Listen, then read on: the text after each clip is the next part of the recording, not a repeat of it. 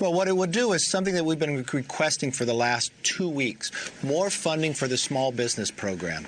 This business program has worked very well. More than 1.6 million businesses requested the money to pay their employees, to pay their rent. Unfortunately, Nancy Pelosi has held that up for the last 2 weeks.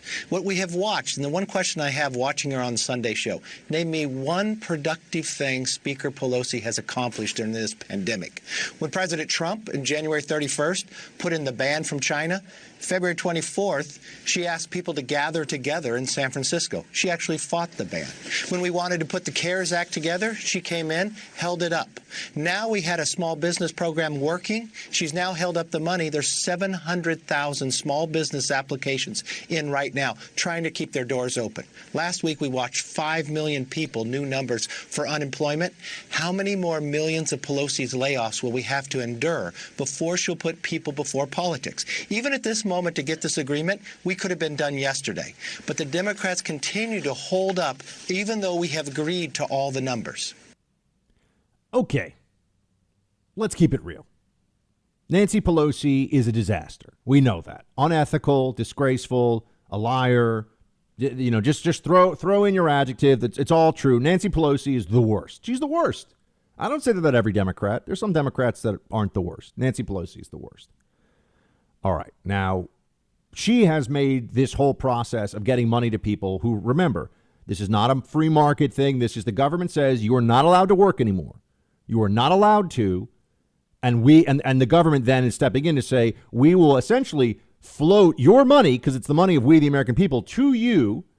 You know, this is like getting an advance from your employer almost, right? We'll put money in your hands because we're the ones telling you can't work, right? That's on them. There are millions of people who would have continued to do their jobs in states that have very small COVID-19 problems if it weren't for the lockdown order, right? So we've already established that. Pelosi's a disaster. Pelosi cannot be trusted on any of this, even when people are really suffering enormously. You know, she's too busy talking about, testing. This is her big thing. Play 11. But we're way late on it, and that is the failure. The president gets an F, a failure on the testing. But Dr. Fauci's right. If it is done properly, it hasn't been. And that, I think, when he puts it in the if it's done, is an admission that it hasn't been done. You know where the big failure was in testing? The CDC. That's where the failure was initially. They had a crap test that didn't work that they sent out all over the place. That really hurt getting early information about how fast the virus is spreading. But Pelosi's going to blame the president. Of course she does. She always does. That's really her goals are just to undermine what is all that is good and decent and worthwhile in the republic at every opportunity. And she excels at that. Oh, she also wants to tell you that she didn't give you bad advice, you, the American people, bad advice by saying, yeah, if you're in the San Francisco area, make sure you go to that Chinese Lunar New Year's celebration, a great place to hang out right in, let's say, early February. Great stuff. Great place to be. Why did Pelosi do that? Play 10. If the president underplayed the threat in the early days, Speaker Pelosi, didn't you as well? No. What we're trying to do is to end the discrimination, the stigma that was going out against the Asian American community. And in fact, if you will look, the record will show that our Chinatown has been a model of containing and preventing the virus. So I have confidence in our folks there and thought it was necessary to offset some of the things that the president and others were saying about Asian Americans and making them a target of violence across the country. In fact, some hate crimes. But forgive me, don't you think that when you're out walking without any masks, I understand this is February, not April, when this happened, and saying that there's no threat, it's perfectly safe there, weren't you also adding to this perception that there wasn't such a threat generally? No, I was saying that you should not discriminate against Chinese Americans, as some in our administration were doing by the way they were labeling the flu and that. No, indeed. And again, I think if you check the record and it's current, you will see that that Chinatown has been a model in all of this. Interesting, isn't it? Nancy Pelosi just blather. What? Yeah, look, hey, credit where it's due. Chris Wallace asking a real question and pushing her on it. I know sometimes he annoys conservatives, but he does ask real questions. And, Pelosi's response here is just blather. It's because of the discrimination. Oh, okay. Because you were worried about discrimination, you basically were the mayor in Jaws ringing the dinner bell at the beach. Remember that? Oh, we'll be open 4th of July. That was Nancy Pelosi. Yeah, go to Chinatown. It's great. Hang out there during Lunar New Year celebration. Don't worry about all the people that have come in from Wuhan. No concern there. Whew. Democrat leader. Third in line for the presidency. Just remember that. Most powerful Democrat in our elected system in the country right now, Nancy Pelosi. Oh, but they do a better job running things. Okay, now that I've established that Nancy Pelosi, just so we're clear, Nancy Pelosi is making this worse for people. She is hurting workers. She is hurting the people that need the money the most. And that's beyond any doubt, any dispute. Now that we've established that, we can also talk about how this Paycheck Protection Program, not enough. Not even close. And look, I understand right now there's sensitivity. You know this. I'm a supporter of the administration. I'm open about it. Isn't it nice that I get to be honest about this? I'm a supporter of President Trump and his agenda. But I also have to be honest when there's criticism that's necessary. And I know that we're in extremis right now and things are tough. But the program that they designed is being abused. It's being exploited. And it's not enough money, not even close. And it's not confidence inspiring when by some estimates I'm seeing 5% of businesses got money. 95% of those that applied did not get money. How is it that a program that's supposed to last 10 weeks within the first 2 weeks has a $250 billion shortfall? Do they have absolutely no? My friends, look, these are the numbers. This is reality. Did they have no idea how many people were really going to be unemployed and also how expensive that labor would be? Because this is all meant to keep people at their previous level of pay by giving different, you show your payroll. And I spoke to a friend over the weekend who's going through this exact process. You show your payroll, the government says, here's a check for your payroll for the next 10 weeks. Company after company did not get that money. And that's not something that you can just keep delaying. They're going to let people go. And those individuals then they'll be off payroll. There are investors, there are owners that could pull their money from these ventures.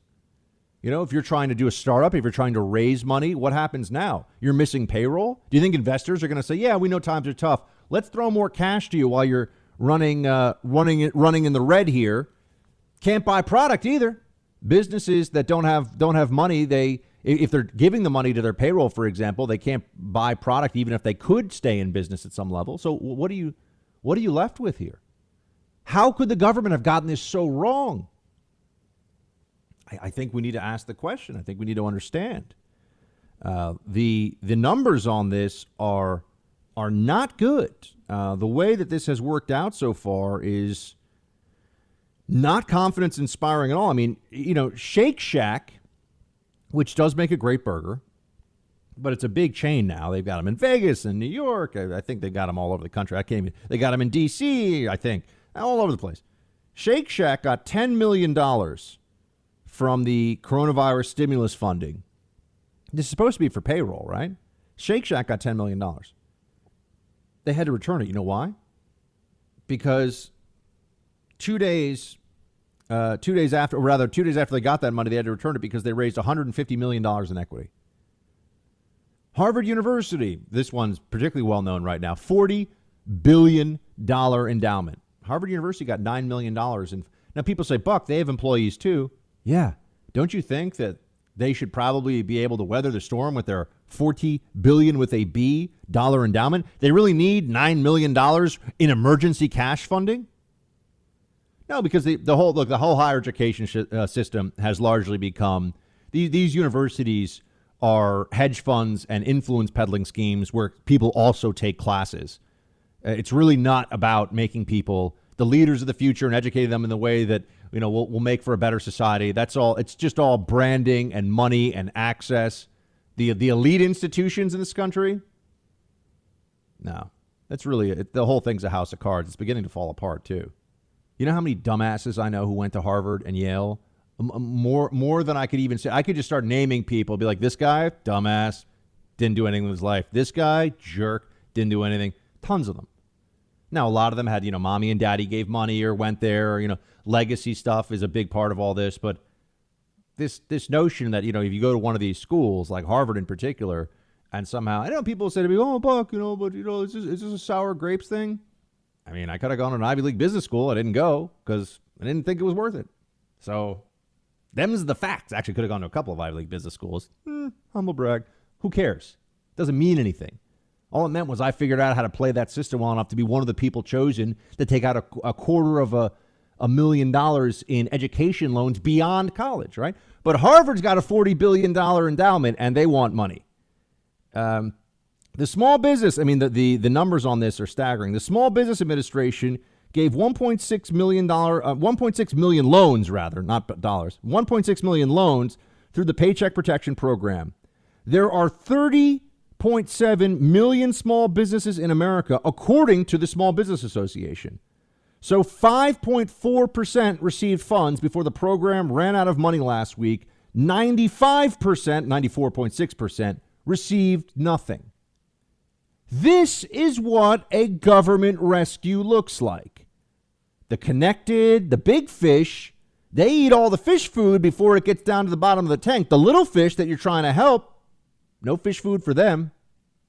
That's what's happening. And Nancy Pelosi is saying no more food for anybody right now until I get what I want. That's what she's doing.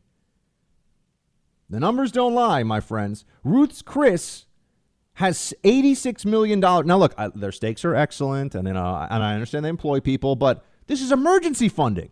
$86 million in the bank, and they received $20 million in the PPP fund intended to help small businesses. It's a publicly traded company that has almost $100 million in the bank, and they get $20 million. I know people who have zero in the bank, none. And they're businesses that are making money, but they're turned off. All their businesses have been crushed in the last 2 months. No money in the bank for payroll. You know what happens to them? Sorry, government doesn't have any checks for you. My friends, it's not acceptable. It's not okay. And it's a reminder of what I started out the show with, which is that the government is not your friend. It's not going to keep you safe and warm at night. That's what the Freedom Hut is for.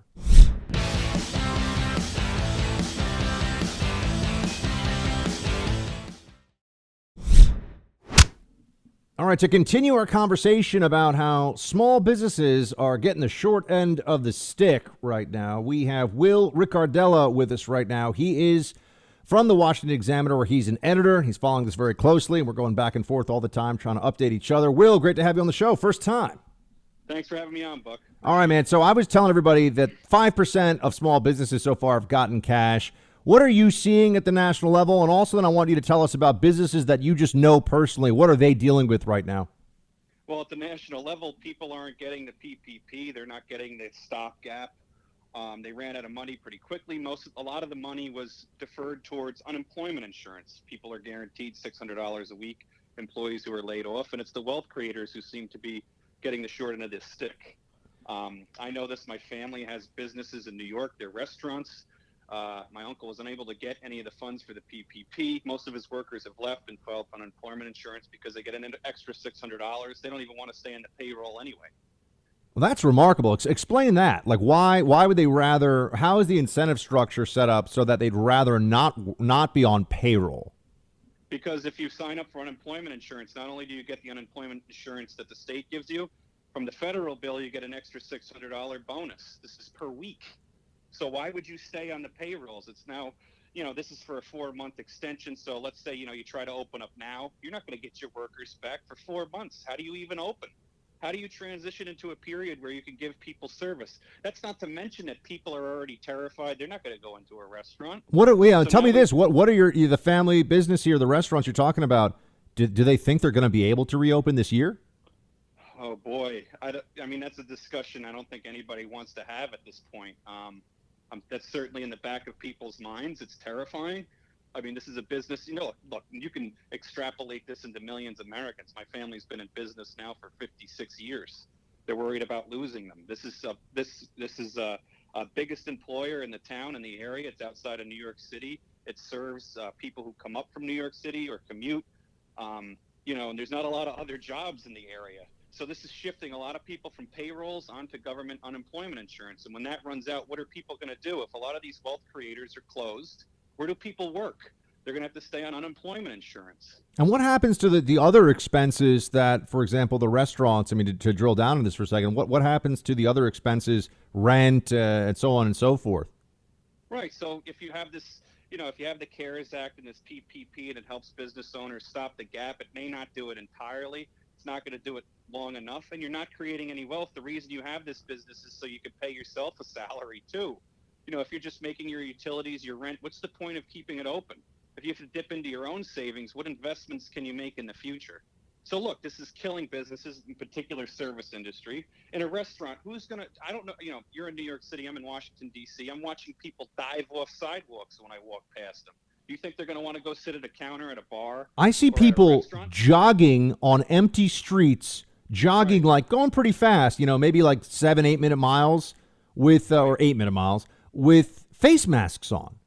Right. I'm like, what do you guys think is going to happen? If everyone else is walking, you're like the speedboat. You can go around the cruise ships.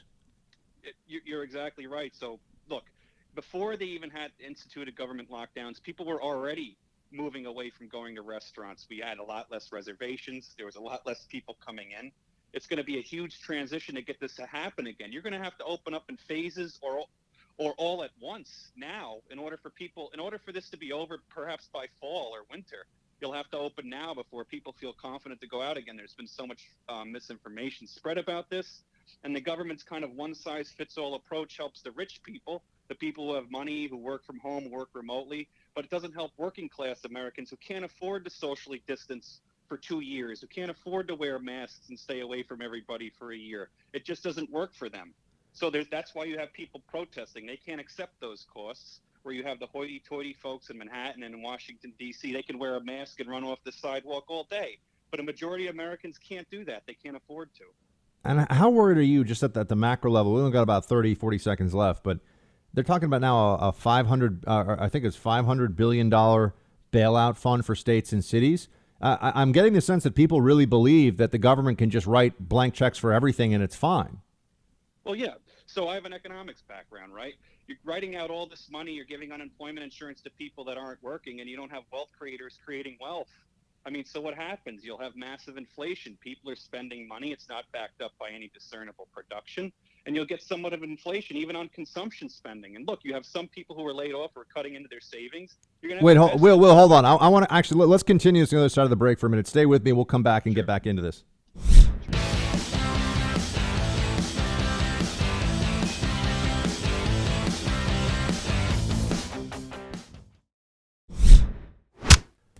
All right, we're continuing our conversation with Will Ricciardella, who is at the Washington Examiner. He's an editor there. He's also a buddy of mine, and his family owns businesses here in the New York area, and they're in really tough shape right now, as any restaurant business would be, given that they're shut down because of government mandates.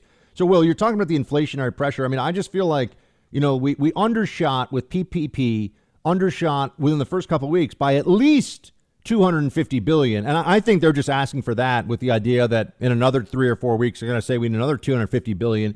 We're on track here to spend at least feels like it's going to be $6, maybe $7 or $8 trillion really quickly, right? I mean, in a matter of a few months. I think that's optimistic.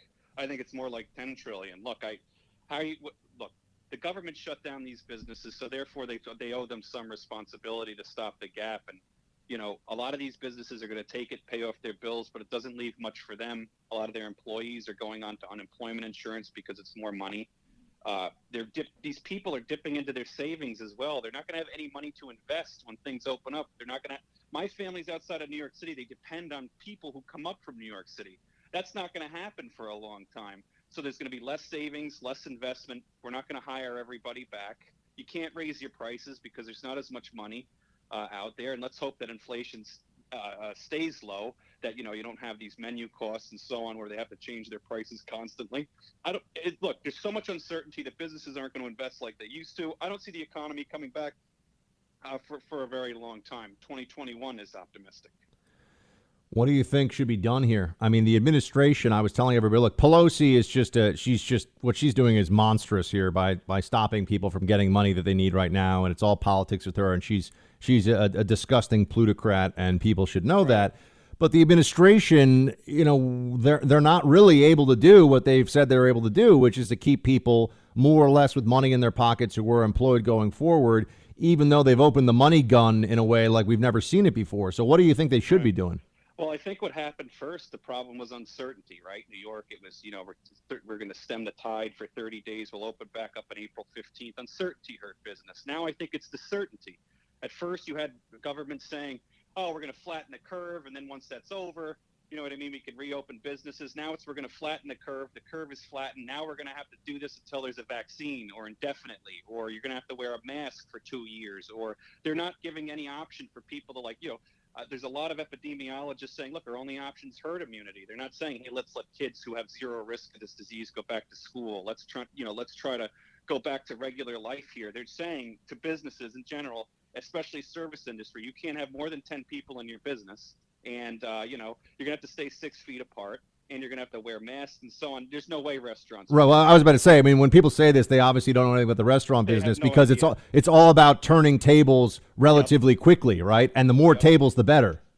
How many people you can fit in your restaurant is paramount for restaurants. Every time you put you put a butt in a seat, that's money. If you're taking butts out of seats, you're taking money away from restaurants. They just can't stay open. The bigger the restaurant, the less chance they have of staying open. So, these are things I don't think people thought about at first. It's much easier to flip the switch off than it is to turn it back on. And I don't think any of that thought was given. I don't think they had any of the appropriate data to begin with to justify this. And I think you're going to see it's going to be, I hope I'm wrong, Buck, I really do. But I don't think it's going to be very good moving forward here the next 6 months to a year, at least. Yeah, it just feels like the spending, it either has negative ramifications for the government to go deeper in debt than it has ever been, in a way that no one could have ever even anticipated, right? This is not, even with a war, you figure, well, at some point this thing will end. And, there's a little bit of, and also there's a lot of production that goes into a war. So you may go into debt, but there's also a tremendous amount of production that's going on within your society. We're going into debt with shut down production. Right. And what people don't understand from an economic standpoint is we have a $4 trillion budget deficit this year. That's taxes. People understand, I think I saw Alexandria Ocasio-Cortez say, oh, the money you get from the PPP and the stimulus checks, the $1,200, you don't have to pay back. Well, that's not true. It's debt. We have to pay that back in taxes, and that's how businesses and people see it. Our taxes are going to have to go up, right? So that is money that has to be paid back. I think people understand that, and that's going to hurt long-term investing. People aren't going to want to invest when they're unsure about how high tax rates will go. Government spending is astronomical before any of this happened, and it leaves a lot of uncertainty in the economy, and it's going to be very hard to come back. And I don't think anybody's talking about it. I don't think politicians want to talk about it because they want to justify the severe draconian lockdowns that they instituted, and they don't want any blowback for it. I agree. Will Ricciardella, everybody, follow him on Twitter. His last name is very hard to spell, so I will say it's not an easy thing. But if you kind of think about it and you do it phonetically and then you think like Italian, you'll figure it out, right?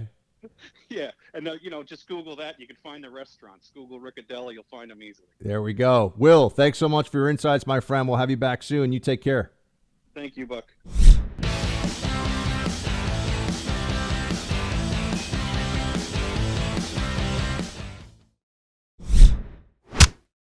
These folks are, let's be honest about what they are. They are the Fox News, Nazi Confederate death cult rump of the Republican Party. And their very existence is a slap in the face, not only to the healthcare workers on the front lines, risking their lives every single day, but it's also a slap into the face to the people who are actually dying from this virus in disproportionate numbers, Black and brown people. These aren't economically disenfranchised folks. These are small business owners. These are retirees. These are people who want their workers to be sent back to work, not themselves. It's a complete and utter farce. It's an AstroTurf farce. And also, I think it needs to be said, it's also unrepresentative of the Republican Party as a whole. I just saw a poll that said 70% of Republicans want a national stay-at-home order.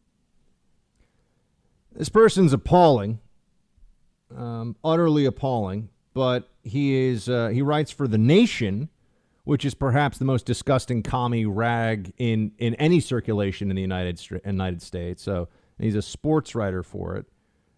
So he's a sports writer for a commie paper. Good job. Everything that he says there is a vicious and stupid slander. And remember, he's talking about people who are trying to have their voices raised peacefully about government policies that increasingly the data does not support. The lockdown order, if you really look what's going on in Germany, if you really look what has happened, Sweden, for example, is saying that the model that they've done, that we were told Sweden's heading for catastrophe. False. Sweden is not in a catastrophe. It's doing better than most of the other major European countries that have been hit hard by COVID-19. Not doing as well as Finland, but Finland is like Liechtenstein. It's barely a country. It's got like 2 million people that live there, if that. Okay, fine. I got to find out. Just because I know someone's going to yell at me. What's the population of Finland? 5 million. Sorry. Okay, it's got 5 million people. But the truth is that Sweden, we were told, was going to have disaster because they were just doing more common sense. Be careful, no huge gatherings, but businesses can still operate. Wash your hands. The things that I've wanted us to do all along.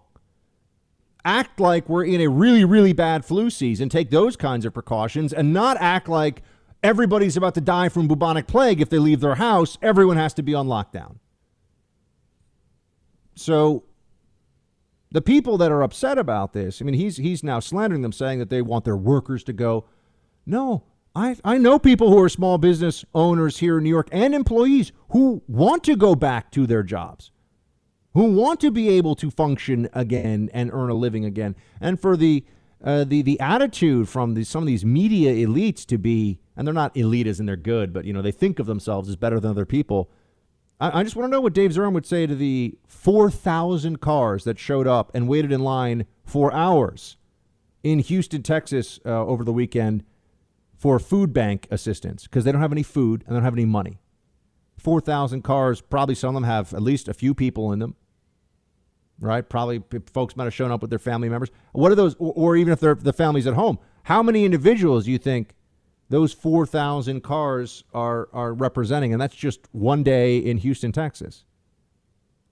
Right? You've got at least an average, let's say, 3 or 4 people that need food. What are we to make of all of this? I mean, when you're telling people that they have to wait in line for food because their business has been shut down by order of the state, and then you have smug libs telling them, shut up, peasant, go home, watch Netflix, accept it. You can't risk other people by having any individual freedom. You're not allowed to leave your home. You're not allowed to operate your business. I mean, the whole thing about it, these are people that want their workers to go. This guy doesn't know anything. I mean, people that write for The Nation are a joke and they're atrocious. So they're not intellectually worthwhile. They're not nice people. They're not decent people. I mean, The Nation is a trash heap. It's like Media Matters. Trash heap. If you work for Media Matters, you're part of a trash organization. You're probably a trash human being. If you work for The Nation, 90% chance you're a trash human being. But meaning, you're smarmy, you don't care about people, you're not nice, you're not decent, you're a sanctimonious, smug, worthless lib. Just likes to look down at everybody with all of the condescension because you went to some second or third tier liberal arts college in the Northeast. Ooh, fantastic. We're all supposed to be so impressed. It's gross. It's gross. You know what else is going on? The narrative, while we're being told that if you have a problem with this, remember that guy was talking about the protesters. How dare they protest? People don't have food. They don't have jobs. They don't have a future right now. And the government's acting like a bunch of morons in a lot of places, telling us beaches can't be open. Why can't beaches be open? Can't operate a store? You know what the chance is if somebody comes into your store for 5 minutes? And first of all, anyone who thinks they're sick should stay home. I mean, we have to operate in society assuming that not everyone's acting like a moron, right? If you have a shallow cough and you think you might have COVID-19, quarantine yourself straight up for 2 weeks. Get the test, obviously, as soon as you can, but quarantine yourself. We all know that there are the things that we're going to do no matter what the government says. It's the government action here that may be exacerbating the problem, making things much, much worse. That then brings me to the case study of the subway here in New York City. It's a paper out of MIT that looks at the subway. This is a working paper by Jeffrey Harris. The subway seeded the massive coronavirus epidemic in New York City. Now, it's an academic paper. Here's what it says. Here's the abstract. New York City's multi-tentacled subway system was a major disseminator, if not the principal transmission vehicle of coronavirus infection during the initial takeoff of the massive epidemic that became evident throughout the city during March 2020. The near shutdown of subway ridership in Manhattan, down by over 90% at the end of March, correlates strongly with the substantial rise in doubling time of new cases in this borough. Increase in the doubling time of new cases in this borough. Maps of subway station turnstile entries superimposed upon zip code level maps of reported coronavirus incidents are strongly consistent with subway-facilitated disease propagation. Local train lines appear to have a higher propensity to transmit infection than express lines. Reciprocal seeding of infection appears to be the best explanation for the emergence of a single hotspot in Midtown West Manhattan. It's right where I live, by the way. Bus hubs may have served as a secondary transmission. Why has New York been hit so hard? Because we have a subway system with millions of people crowded into enclosed areas, and in some cases for long periods of time.